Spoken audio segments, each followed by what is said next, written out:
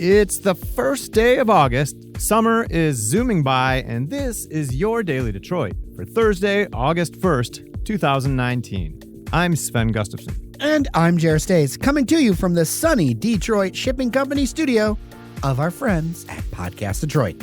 The Detroit version of the Democratic debates are over after round 2 wrapped up last night at the Fox Theater. Wolf Blitzer and his CNN crew have left town with their Starbucks coffee from the Book Cadillac Hotel. He was actually spotted there, right? Yeah. In case anybody doesn't get that reference. On today's show, I get an outside perspective and talk about what issues are likely to matter most with voters with Matt Grossmann. He's a political scientist from Michigan State University. Then we'll wrap it all up with our own thoughts. All of that right after we pay some bills and chase down Anderson Cooper outside of the Detroit Water Ice with Mitch Albom. Daily Detroit is brought to you in part by Repurpose. That's where you can get hired by Detroit's best startups and companies. Repurpose connects top talent like you, yes you, with purpose-driven companies based on values, experience, and culture fit. Join their talent community at repurpose.co. That's repurpose.co. Joining us by Skype is Matt Grossmann, political scientist and the director of the Michigan State University Institute for Public Policy and Social Research. Professor Grossmann, welcome to Daily Detroit. Good to be with you. So last night, round 2 of the Democratic presidential candidate debate in Detroit. What were your impressions? Did any clear winners or losers emerge in your mind from last night? I don't think it changed the state of the race much. We certainly saw the two frontrunners getting lots of attacks from the rest, and they handled them fairly well, but viewers heard a lot of negative things about each of them. Biden returned fire more than in the first debate, so I think that was kind of the news out of it. But I think it did little to sort of change voters' impressions of the candidates. There were a lot of kind of lesser-known names in last night's debate. Tulsi Gabbard, Michael Bennet, Andrew Yang, Julian Castro even. Did any of them help their cause, do you think? Well, this was sort of the last chance to get into the next round of debates where the Democrats have upped the requirements. You have to have more donors and more poll standing. And so we're talking about moving from 1% to 3% in the polls for the three that you just mentioned to get in the next round of debates.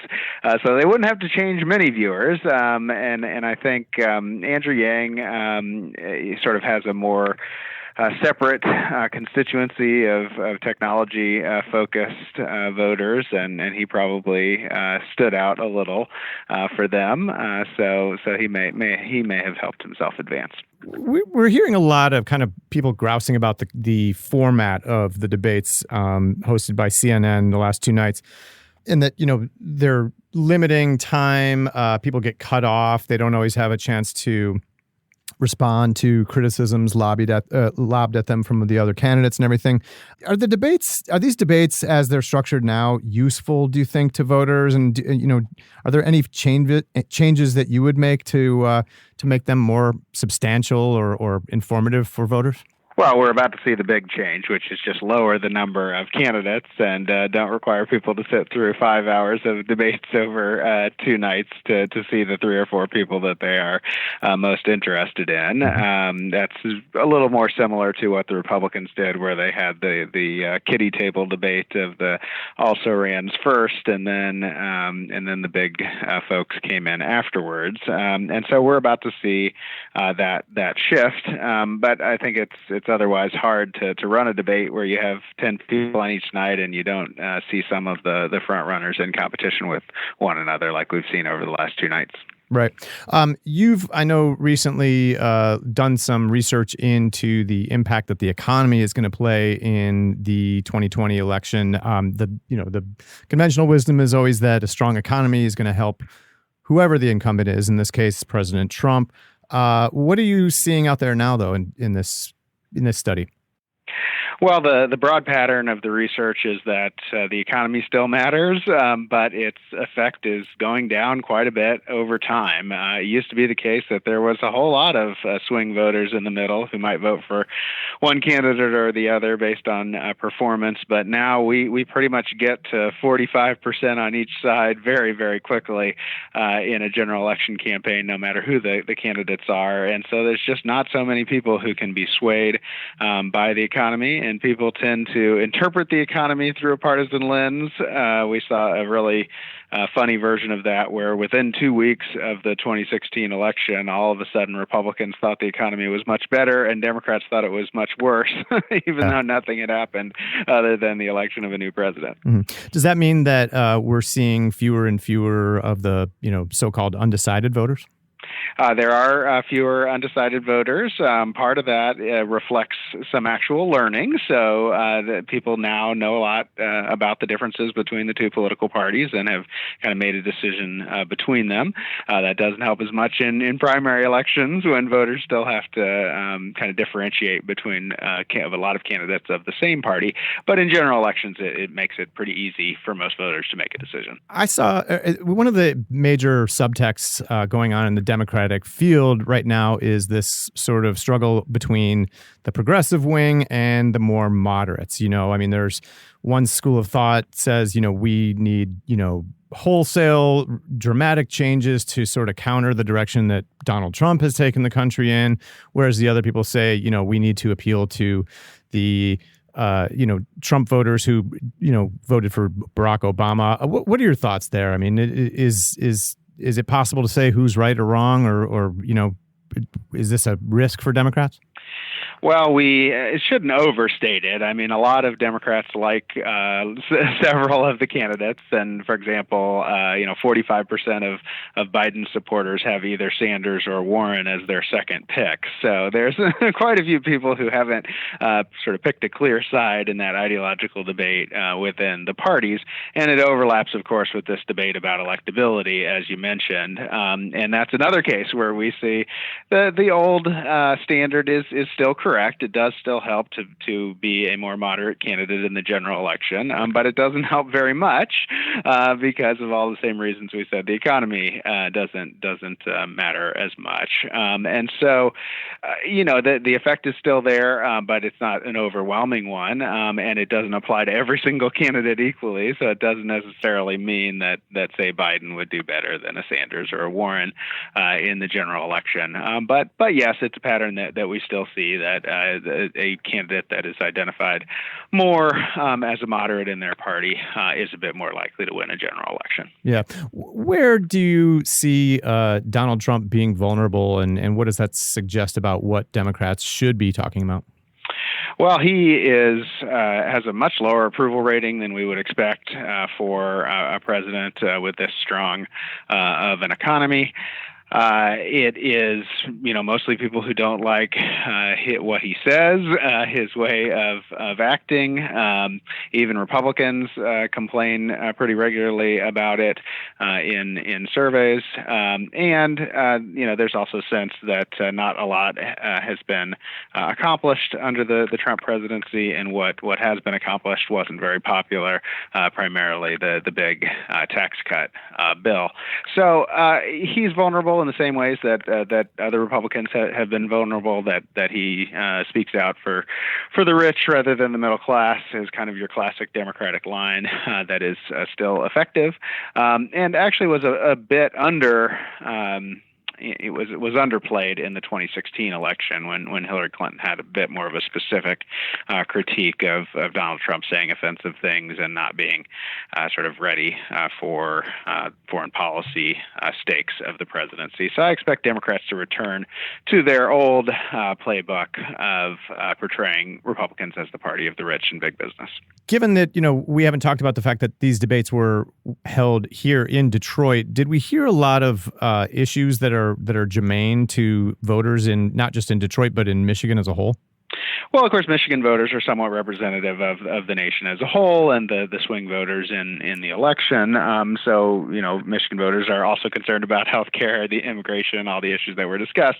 But I did not hear a whole lot of Michigan-specific content. And what we did hear was, fairly stereotypical, claims about auto workers, unions, Detroit as a old economy making a transition. So it didn't seem to me that the candidates had kind of come prepared with a Michigan-specific message. And in the general election, that could matter if they have one. I think one thing people don't remember is how specific the Obama campaign was in Michigan in 2012 when the Democrats last won. It was about Mitt Romney closing your factories, Barack Obama saving the auto industry. It was tailor-made for Michigan in a way that Hillary Clinton's campaign message was not. Matt Grossmann is a political scientist. He's the director of the Michigan State University Institute for Public Policy and Social Research. Mr. Grossmann, thanks so much for coming on Daily Detroit. Thank you. Sven, I got to say, last night, the debate did not stand out for me in any way, shape, or form. Yeah, you were saying you tuned out early. I really wanted to hang in there, but 2 nights in a row of this thing, by like that final hour, I was fading fast. I checked in on Twitter. I watched a lot of stuff. I saw some of the good liners that got in there, but I was just like, I can't. This is really long. And I think that is part of the issue with so many candidates and so much compression. 20 over 2 nights. It's hard to get over that. There's just a lot of people to get through and to give airtime on stage. They had to do 2 debates. There was so many candidates. We had to do 2, not 1, 2. I saw a lot of comments on Twitter, people, complaining about the format and CNN's style, particularly like with the long intros and the time compressed answers. I might be one of them because I swear that opening intro for the debate last night, I thought they were going to go ahead and bring out The Rock as a guest moderator. It was like Biden versus Kamala. Yeah. I saw people saying things like, maybe it'd be better to let, somebody dry and unflashy like C-SPAN handle the debates next time, or, PBS NewsHour, which would give them a fair shake or whatever. But I just don't know. I just think, I don't know how I don't know how you surmount the fact that there's 20 people you got to get through, and it's just going to be a cluster, what? Well, I think it's incumbent on people to do their own research. I think there have been some great things out there. Ezra Klein has talked to some folks. Pod Save America, if you're of the left persuasion, they tend to get all the candidates. They got Bernie Sanders in there, which is a big coup for them. And if people don't know, Pod Save America is kind of like, it's basically a podcast of former Obama staffers that have kind of become the podcast voice of the left. So they get a lot of folks in there. The Daily had a great piece about Kamala Harris, which I thought was really interesting. Kara Swisher has a great interview with Pete Buttigieg. I'll never say that name. Boot edge, as Trump says. Which, by the way, edge. Which, by the way, I really enjoy him. I'm still not picking favorites, but I gotta say, especially after listening to that Kara Swisher interview, I was like, oh man, this guy's bright. Well, I first saw him on the Stephen Colbert show, the Late Show, and he came out, and I had heard of him, but that's about it. And I saw him, and he's a small guy, right? And he came out wearing like a white button-down Oxford shirt. I think he had a tie on, if I remember, but he looked like a waiter, And like I instantly just was like, oh my God, who is this guy? Like thinking he can, run for president looking like a waiter. But then, he talked, and I was actually really impressed with him. I came away really impressed. But anyway. Well, I know that horse race style coverage is clearly what's popular with folks. People just gravitate towards it, even though it kind of drives me absolutely like batty. But I think it's on us to be better. Here's the thing. Politics and media are reflections of ourselves. When people have complaints about mainstream media, I always kind of ask, okay, then what are your diets? I talked to somebody who said, well, I get the news and I read Yahoo News for everything.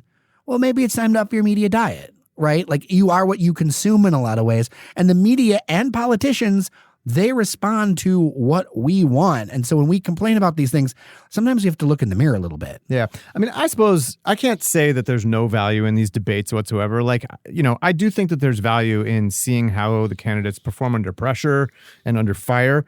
I mean, after all, being president of the United States of America is nothing if not a high pressure position, in which you're under relentless scrutiny from the media, your detractors, people who didn't vote for you, foreign leaders, et cetera, et cetera. But I think at this stage, and, let's all remember the bigger picture here. It's still really early in the process. We're trying to whittle away that huge unwieldy field of 20 candidates right now at this stage. And who knows, there could be more next week, when we talk at this time, who jump in the field. But I think it's all about getting in a soundbite, making for a good TV moment, getting a headline the next day, just staying alive to the next round. Or, for the front runners, I think it's really about not making any major gaffes and, successfully enough deflecting the inevitable attacks that are lobbed at you. Because, we have to remember, Jer, like you and I, and we talk about this offline all the time, like we're outliers because we read, we consume media. We're nerds, Sven. We're nerds. Yeah, we read stories in a variety of different outlets and everything, but people don't read anymore. But I mean, I would just say that the same thing was true during the 2016 campaign when Republicans had, a dozen or whatever it was, candidates at one point crowding these debate stages. I think they had to split them into two debates too, if I remember correctly. I think there was a big table and then a little table. They did the kids' table thing, like Thanksgiving with the family. Right. I mean, but it's difficult to get to know much about any one particular candidate when there are so many people up there just fighting to get the limited airtime. The one thing I would say, and Professor Grossmann pointed this out as well, is that aside from Kamala Harris's kind of bizarre statement, I don't know if you caught this about... Oh, yeah, that fact check was actually really good that people fact checked this because this was crazy. She made a comment about hundreds of thousands of auto workers set to lose their jobs at the year. And I think she was talking about farmers and stuff too, some of the president's policies. And I don't know what she was talking about. I don't know what she was referring to. I think she was just being She's been fact-checked before in Snopes for this one. This is one she said a few different times. Oh, really? Interesting. Yeah, that 700,000 auto jobs or something like that were going to go away. It's something she's leaned back on a couple times. I don't think that that's the case. I mean, there are certainly cuts in some areas. Warren Transmission actually is shutting down at the end of the week, although those folks are all moving to other plants. Right. But anyway, the larger point here, there wasn't much specific to Detroit. There wasn't concrete, there wasn't a lot of talk about the president's, trade war policies that are obviously a huge issue for the Detroit automakers. I really wish they had framed things with oil and gas around Line 5 or maybe talked about the Great Lakes because that's a huge thing. Even the first night we heard talk about the Flint water crisis, and there was nothing about that last night as far as I know. I mean, that's the thing, though. It still kind of proves to you, though, that to so many that control this national conversation, Michigan's still flyover country. And one of the things I liked about what Grossmann said, your guest earlier, was that localization really matters. And I think people are forgetting to localize for what's happening here because our lakes to us, whatever you want to do about them, whatever your political persuasion, our lakes matter to us. The auto tariffs, all that kind of stuff, it matters to us. Line 5, the Flint water. I mean, I'm glad that they touched on that, but there's a lot of people here in the Midwest. And yes, we are part of the Midwest, no matter what pundits would say otherwise. These issues matter to us, and that localization matters. And I think the Democrats would do very well for themselves to pay attention to that.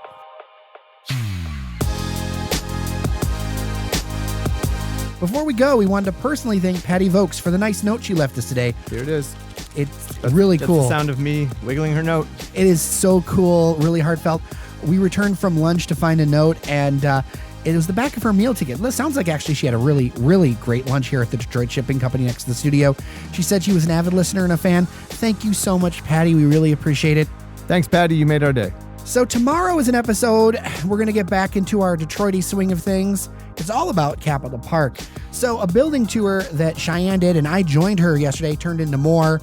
We actually got to check out a new eating space, outdoor eating space. We had a huge lunch today. Oh, it was great to be able to check that out. And then I will be talking with a historian later. And then I'll add some of my own thoughts because I remember Capitol Park from all the days when it actually used to be a bus turnaround. So I've watched this change. And it's a really interesting story. I think it's one of the biggest transformations as far as like a square block in the city of Detroit. And night and day. And there are good things. And frankly, there are challenges too, and things that we should talk about and think about. So we're going to dive into a little bit of Capitol Park's past, present, and future tomorrow. So with that, I'm Jer Stays. And I'm Sven Gustafson. take care of each other, and we'll see you around Detroit. You're listening to the Podcast Detroit Network. Visit www.podcastdetroit.com for more information.